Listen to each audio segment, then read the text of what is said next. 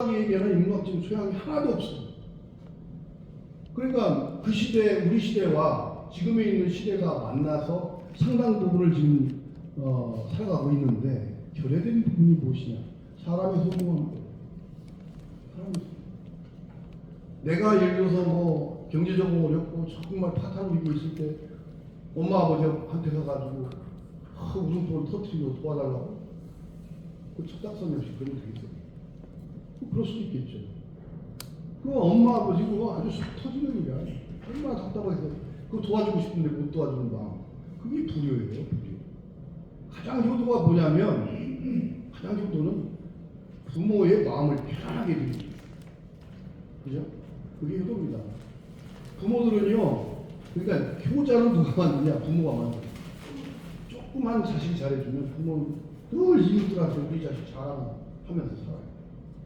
그러니까 작은 거 이렇게 마음을 편안하게 해주면, 그냥 예를 들어서 저 같은 경우 어릴 때 그 고요함을 생각해보면 이렇게 우리 집이 시골 초가집인데 양반집인데 좀 컸어요. 그 팀마루에 이렇게 앉아가지고 가난했어요. 그 대신 무릎에 이렇게 앉혀놓고 귀를 이렇게 파줘요, 부모니까. 그것도 굉장히 좀 달콤해요, 그게. 그러니까 얼마나 정성 들여서 다칠까 봐 하시겠어요. 그때 어머니 그 젖가슴에서 나는 그 따뜻한 그 따뜻한 그 평온함이 있잖아요. 저는 잊지 못해요.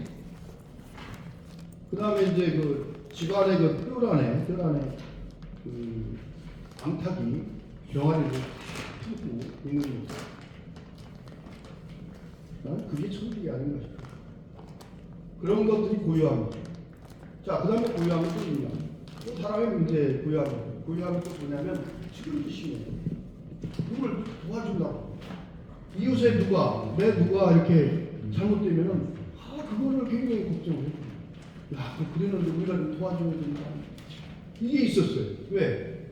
6.25 그 다음에 그 남의 나라에 침략을 당해서 오랫동안 쉬쉬하고 살다 보니까 서로 이게 끌어안아주는 깊은 정이 있는 거예요. 그런 것들이 우리 마음속에서 시상으로 나오는 거 아닙니까? 시상으로. 시의 세계가 그런 곳에 있죠. 바로 그런 것들이 고요함이 되는 거예요. 이 마음이 그런 것이죠. 마음의 고요함. 그 다음에 자연의 고요함은 뭐냐면, 이제 우리가 대개 보면 자연에서는 생물학자들이 뭘 찾냐면, 다양성. 모든 야생동물이 다 살아야 됩니다. 그래야 지구가 건강합니다. 틀린 말 아닙니다. 맞아요. 그런데 한 가지 놓치니, 그럼 외래종도 여기 와서 살아야 됩니까? 저기 황소개구리가 왜 여기 와서 살아야 돼요?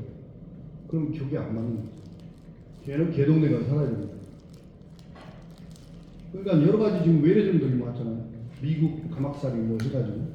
그럼 외래종들이 우리나라에 침투해가지고 들어와서 살아요. 그러니까 불필요한 겁니다. 근데 고유종이 있어요. 뭐냐? 쟤는 꼭 없으면 안 되는 거예요. 멸종위기종. 되게 이게 종이 없어지는 종들이 보면요, 남의 글로 해서 없어지기도 하지만 그 성깔이 민감한 애들이 잘 살지 못해요. 환경이 굉장히 적응력이 약하기 때문에 조금만 환경이 나빠져도 바로 죽어버려요. 이제 물에서 보면 물고기 중에 뭡니까? 차가운 계곡으로 들어가서 사는 물고기도 있죠. 열목어, 연어는 뭐 회귀 어종이니까 밑에서 왔다 갔다 하지만 회귀종도 중요하죠. 그런 종들은요, 대부분 보면 종수가 많지 않습니다.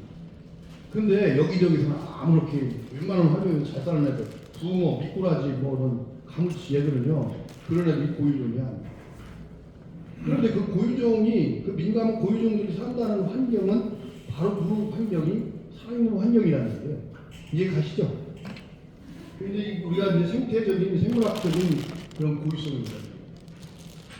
근데 그런 부분들을 예를 들어서 우리가 다 보여드리고, 그거를 보존하기 위해서 설계를, 강의 설계를 어떻게 하고, 환경단체들은 어떤 보존 활동을 해야 되는 것이며, 국가 정책은 어떻게 가야 되고, 국민들은 국가에 대해서 무엇을 감시하면서 가야 됩니다. 세금을 냈어요. 여러분들 세금이 내 겁니까? 남의 겁니까? 여러분들 생각해보세요. 내가 세금을 냈죠? 저는 직장 생활 했으니까 세금을 냈으니까 생각을 안 했습니다. 내면 내 거 아니다 이렇게 생각하고 했었거든요. 근데 그러면 그게 주인의식이 안 되는 거예요. 나는 100원짜리 세금을 냈지만 그것이 1억 명이 모여서 1000만 명이 모여서 하는 겁니까? 1000원이 되죠. 1000원이면 상당한 이 댐을 하나 만들 수 있는 거예요. 그 댐을 만드는 건 좋은데 1000억 중에 100억을 갈취해가는 놈들이 있다는 거예요. 200억을 갈취해라고 교묘한 수법. 그런 것들이 소위 뭐라 그러냐면 기득권을 가진 하나의 카르텔, 악의 카르텔. 그런 부분들이 바로 이 고유성을 망치는 부분이기 때문에 그 생태계의 복원을 어떻게 해서 우리가 갈 거냐 하는 부분들. 그 다음에는 이제 또 우리 역사하고 문화의 고유성이 있습니다. 문화는 이게 참 다양하기 때문에 고유성을 왜 따지느냐 이렇게 할 수도 있지만, 그러니까 고유적이지 않은 것이 나쁜 문화다 이렇게 얘기하는 건 아니고요.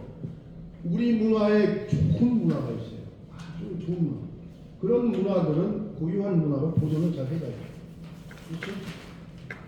저번에도 한번 말씀드렸는데 기와가 우리나라 궁궐에 보면 기와가 이렇게 돼 있어요. 중국의 그 기와는 지붕이 딱 공학적으로 이렇게 딱 일자에 가깝게 돼 있거든요. 그게 왜 다르냐? 다른 거죠. 비가 오면요, 이게 유선형으로 이렇게 된 거는 속도가 줄어들면서 툭 떨어져요. 그 밑에 파이는 게 바로 밑에서 힘을 입고 파이는 거예요. 근데 이게 직선으로 이렇게 돼버리면 쭉 뻗어나가서 바로 그 엄청나게 땅을 파게 만드는 고드름이 얼어도 유선형으로 된 지붕 밑에 어는 고드름이 아주 아름답습니다. 그렇듯이 그거 하나만 봐도 우리 선조들은 주택을 만들 때, 집을 지을 때도 상당히 그런 것을 아름다운 것을 고려를 했다. 그런 의미죠. 그런 문화적인 게 역사는 또 뭡니까? 역사는 진실이에요. 그게 고유하면 우리가 짓밟혔던 것을 그대로 기록을 파기하는 것이 아니라 그 짓밟혔던 역사를 그대로 후손한테 보여줘야 되고, 일본이 우리를 짓밟혔으면 일본 국민들이 관광하실 때 그대로 보여줘야 돼요. 그런 것이 역사의 하나의 고유입니다. 그 다음에 이제 뭐 지형, 그 다음에 지질. 그 한탄강 가면은 그 강벽이 재밌게 생겼잖아요, 그죠? 그 암의 그 지질 역사 이런 것들, 그런 것들이 그래서 대부분 고유함이라는 것은 보이는 것에 대한 고유함은 아주 오래될수록 고유한 것들이 많아요. 제가 이제 책을 이제 기회가 되면 책을 나눠드리겠지만 제 발표를 들으시려면 제가 약속하기를 한 10번 정도로 해서 끝내겠다 그렇게 얘기했어요. PT로 해서. 근데 오늘 준비가 안 된 건 좀 아쉽습니다. 여러분들이 매우 이렇게 나오셔가지고 1시간 정도 딱 계획적으로 들으시면 그 체계가 딱 잡혔어요. 그래서 여러분들이 각 가정으로 들어가서 그런 고유함을 가지고 가정의 중심을 되고, 또 내가 인생을 살아가는 데 있어서 세계적으로 내가 어떤 활동을 해야 되고, 그리고 국가적으로 어떻게 해야 되고, 가족에서 어떻게 해야 되고, 사회적으로 어떻게 해야 되고, 이런 것이 흔들림 없이 정해서 갈 수 있다. 그런 말씀을 드립니다. 오늘 뭐 개회 정도밖에 말씀을 못 드리겠는데 다음 달에 꼭 나오시고, 그리고 그 부분들을 이미 제가 그 활동을 하고 있는 그런 조직들이 있습니다. 같이 여러분들이 참여하셔가지고 하시면 그 흔들리는 정치를 바로잡을 수도 있는 거고, 그 아주 악질적인 그런 나쁜 병폐들을 우리들 마음속에서부터 잡아갈 수 있지 모르겠나 그런 생각을 하고 있습니다. 오늘 여기까지 말씀드리기로 하겠습니다. 고맙습니다.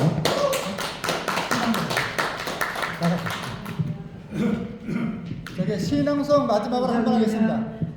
누구요? 김상호 선생님? 3점 선배. 아니 신앙송 오신다며? 아니. 한반도 평화 겨울눈꽃 문학대상 시인 김성환. 여기 나오시라고. 먼저 성장하시면 안 되고. 한반도 두 분이 앞에서 서서 같이 하자.